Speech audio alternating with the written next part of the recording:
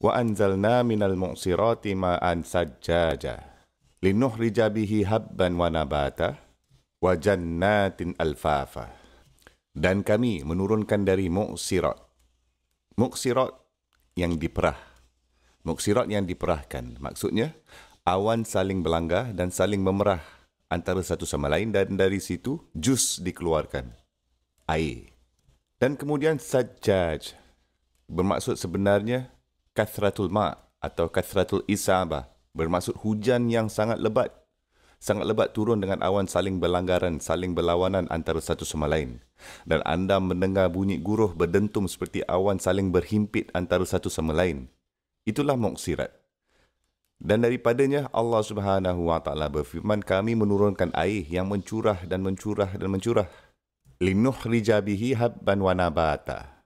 Dengan cara yang kami bawa semua jenis biji benih berubah menjadi tanaman.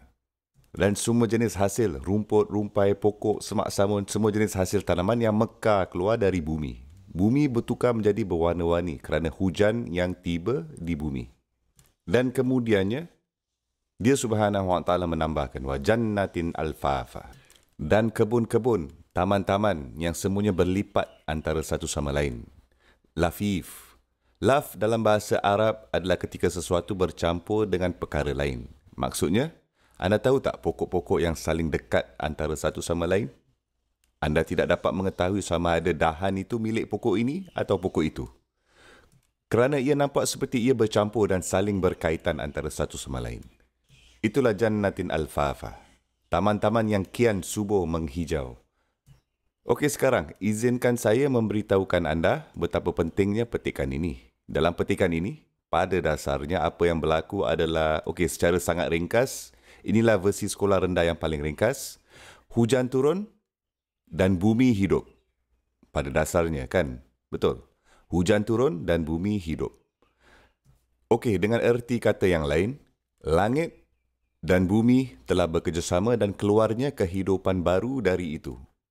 Bukankah itu yang telah berlaku? Sekiranya anda melihat petikan yang baru saya jelaskan kepada anda tadi, ia dimulakan dengan bumi dan berakhir dengan langit. Anda ingat tak? Bumi adalah seperti buaian. Dan buaian bertujuan untuk meletakkan baby. Ini adalah mihad. Jadi ia harus meletakkan baby. Dan pada akhirnya Allah Subhanahu wa taala menyebutkan langit sangat hebat dan kuat. Dan sekarang langit yang sama itu, dari situlah apa yang akan datang? Air. Dan ke mana air itu akan pergi? Ke bumi, kan? Dan bersama-sama mereka berdua bekerja, dan apa yang berlaku lepas itu? Kehidupan baru berlaku. Allah Azza wa Jal memberitahu kita bahawa ketika benda berpasangan, kehidupan baru berlaku. Apabila benda berpasangan, kehidupan baru berlaku. Langit dan bumi dipasangkan bersama dan mereka menghasilkan kehidupan baru. Kaum lelaki dan kaum wanita berpasangan dan mereka menghasilkan juga kehidupan baru. Cuba teka, sepanjang hidup ini, keseluruhan kehidupan kita ini telah dibandingkan dengan satu hari. Kamu ingat tak? Keseluruhan hidup kita ini seperti satu hari dan ia dipasangkan dengan satu hari yang lain. Apa yang hari di dunia ini dikahwinkan dengan?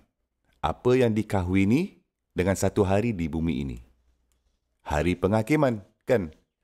Dan ketika kedua-duanya berkahwin dan dari situ ada kehidupan baru.